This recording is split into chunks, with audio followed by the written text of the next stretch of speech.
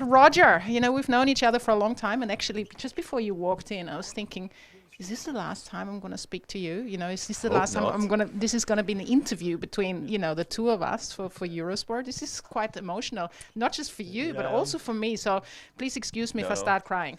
It's okay. We'll get through this somehow. We'll make it. I've cried plenty. That's why I'm okay now. But I hope it's not going to be our last interview. I'd like to come around to tennis tournaments and see people, see you, and speak and talk tennis. I love it. We'll see how often or when. I have no idea yet, but we'll see. But we'll get through this interview. Okay, good. Yeah, let's this is our first task here. Yes. So you've just done a press conference here at the Laver Cup, and you actually put your retirement into words. How was that? And we have a chance to speak to you right after this. When you've taken that decision in writing, when you let the world know, and now you actually have to put it into words and speak about it. How does that feel for you? Because it's different. I think it's important for me to go through this because I have too much to say. I have too many people to thank. I want to reconnect with the fans again, who have been the backbone of my career. I've had home court advantage in a way everywhere I went, and I feel that is very unique, and I'm super happy about that and forever thankful.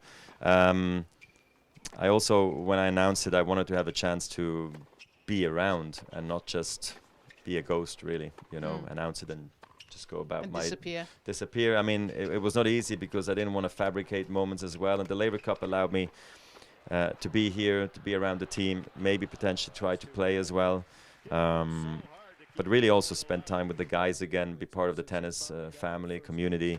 And I really hope I can play on Friday. That's my goal. Having Bjorn on the bench obviously was also something for me, a dream come true. So I just felt like the right place, the right time to do it. I put a lot of work into the letter and to my words. That really created a lot of stress in my life, but I'm happy that people accepted that message in a more positive way than I ever thought they would. How long did it take you to write that letter, to put the words, on the paper, your thoughts as well, what you want people to know? 25 takes and 2 weeks, and just. But at one point, when you have a deadline, it's good. You just have to. Just push send. Okay, this is good enough. This is it. Did you get it double checked by Mirka, by well, of course. Tony, you show it around, and then of course everybody has something to say. What do you call it? Too many cooks. Stir the broth. Something like that. Whatever, like that. So of course you go back and forth and back and forth. Yeah, genau. So for me. It was emotional, but it was good for me to go through that because it allowed me to look back at my career and think of what I wanted to say, which then has prepared me for interviews as well, which I thought was going to be really, really hard for me to do and very emotional a few weeks and months back ever since I know about the decision. But I think that's why I can sit here actually on a more relaxed, in a more relaxed way. I just wanted to ask you, so when exactly did that decision happen? Did you just wake up one morning and say, okay, this is it. How does it work? Okay, I know it now. How does it work? When did it become final? That the decision. You said a few weeks ago, a few months ago. So it's quite some time ago. You remember seeing me at Wimbledon probably, which was a tough walk for me to do. Injured, trying to rehab, trying to come back. I don't know. I'm still active, but not having played. But I'm really, really happy I went to Wimbledon, and on court I said, I hope to see you next year, and I really believe that still. I remember that. So. In the weeks and the days that followed that, I could really feel my knee wasn't doing what it wanted it to do anymore. And this is when I realized I'm at a crossroads now where I have to decide, do I risk it all or am I just actually happy, And I was very happy. I always said I was on borrowed time. The ice was very thin at that point. Any hiccup I knew could mean the end, and I just decided that was it. And that moment was very emotional, was very sad for me. Did you know that I was probably the last time walking out there in Centre Court deep inside? You didn't know then? No, I knew it could be, but I still had hopes that I could come back. I'm sure a lot of players were emotional standing there because of the meaning of Wimbledon and the meaning of the game and everything. So not just the players. Yeah, no, everybody. Exactly, it was beautiful. It was a beautiful celebration. Yeah. That's why I was happy to be there. But when I left the court, I didn't feel like that's for sure it. That's not the reason why I came to Wimbledon. I just felt was important. My presence and the respect to the club. Yeah. There's a little story. Let's start reflecting on your career, which I probably never told you. I can't remember if I told you. Now we do go way back. I had the privilege to play alongside you for many years, and there was one point in I think it was '98 or I don't know when you played the juniors at the Australian Open. '98. Yes. There you go. And I was playing doubles with Patty, you know, and she was late to meet me, and then she rocks up like 15 minutes late, and I said, "Where have you been? You know, you're never late." And she said, "I watched this junior." Called Roger Federer, and I said, so is he any good? He said, "Believe it or not," she said, "he plays like Pete Sampras." And I said, "Patty, are you drunk or what?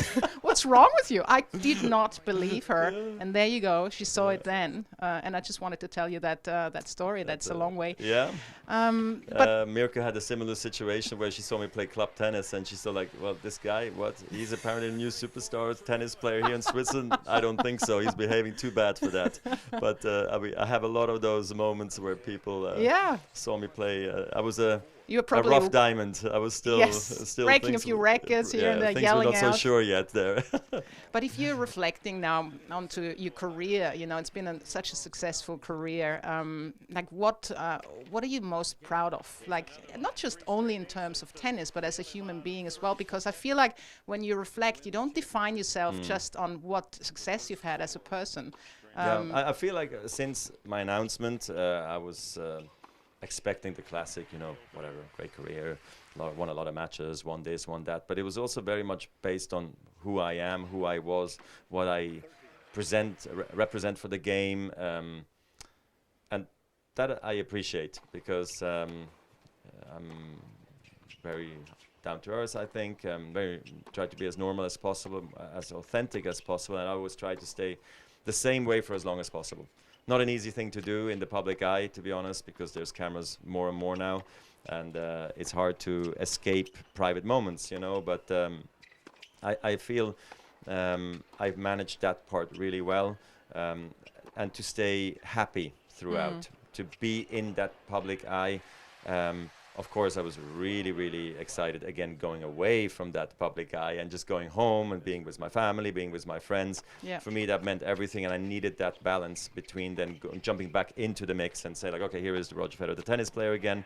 But the moment I would leave the site or the match or tennis court, I'd be the normal Roger, and I think that's what kept me mentally sane throughout these last 30 years. Yeah, and that's what I feel like when I look at you, because I like to take, you know, when there's successful people, I like to take that success away. And for example, I take that tennis part away. What's left of the person, actually? Not much. Yeah, there's a lot of happiness there. Okay, yeah, and I think that's the most important thing, right? That you like yourself, and then you're happy with whatever comes along. And I think we had a good time doing it. Of course, we lived through years where you win, you leave, you win, you leave, and you keep on traveling. You try to manage best you can, make wrong decisions, right decisions, take different turns along the way.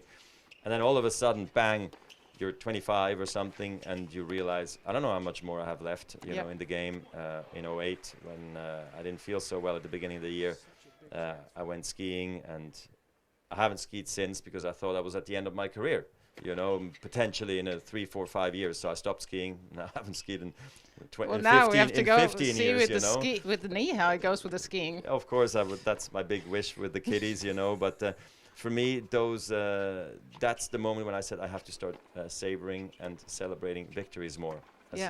Small sometimes the wins are, how big or small the titles are.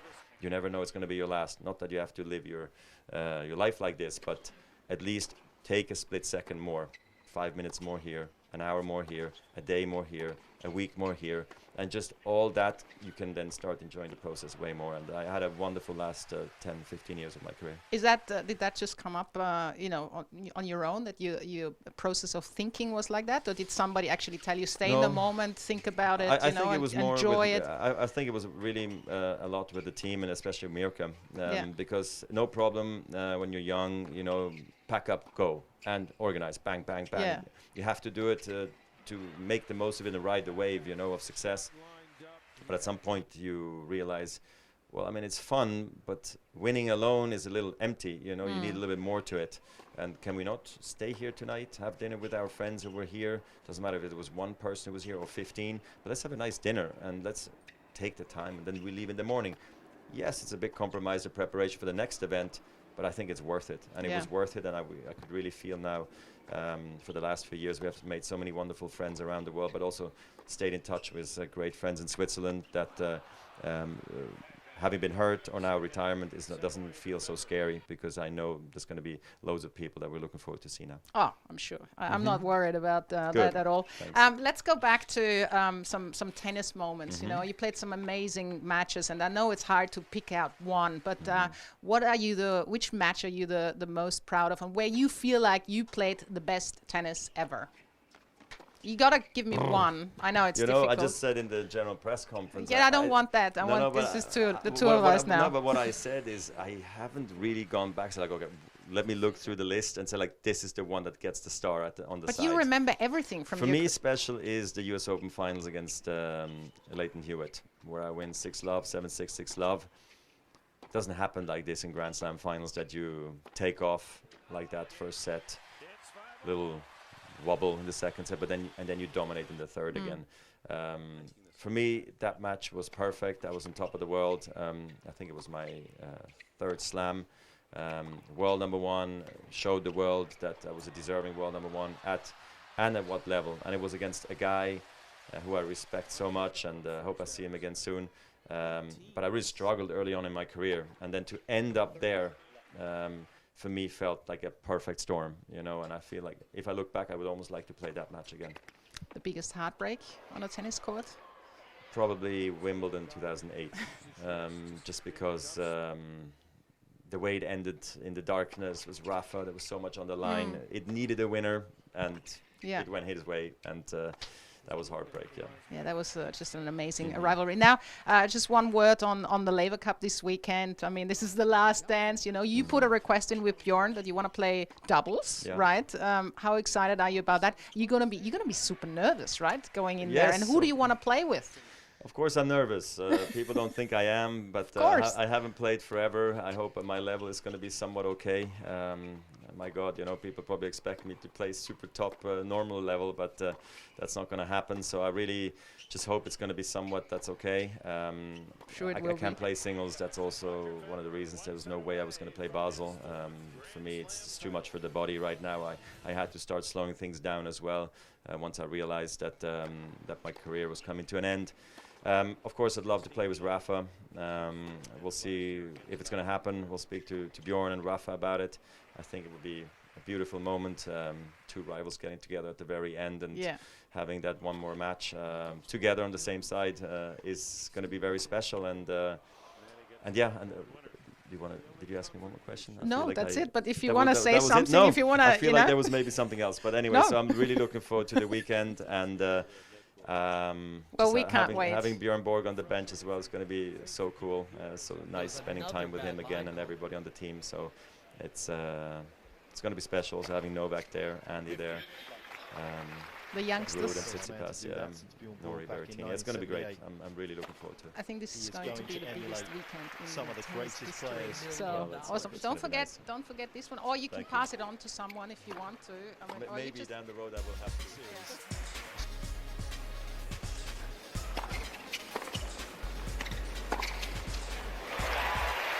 Federer has got his eyes.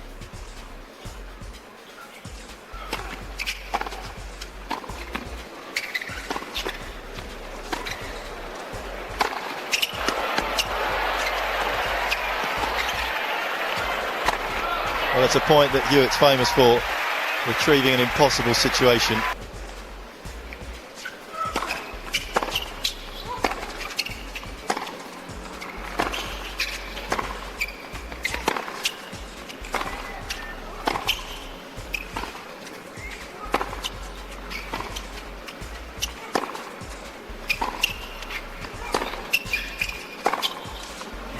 Well, once he gets it onto that wing, it's just...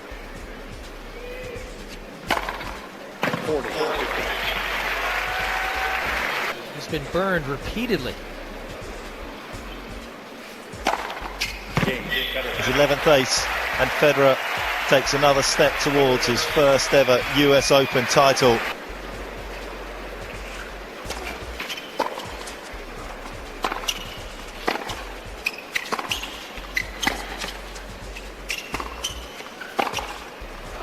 Yes. Are we going to get some climax?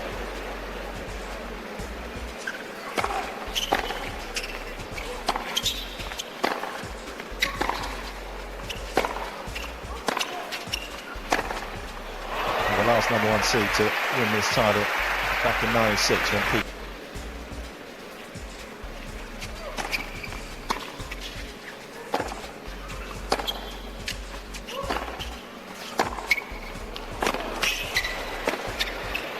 He's done it, and look what it means to Roger Federer. The world #1 claims his first US Open title, and in emphatic fashion it was as well.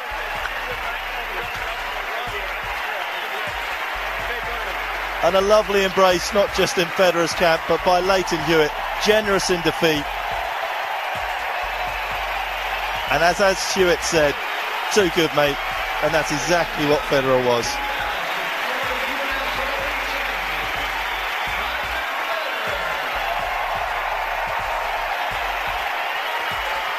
Well, it's always something special to watch the emergence of an all-time great. We always knew he was great, but to produce 3 slam wins in one season, that is knocking on the door of greatest ever.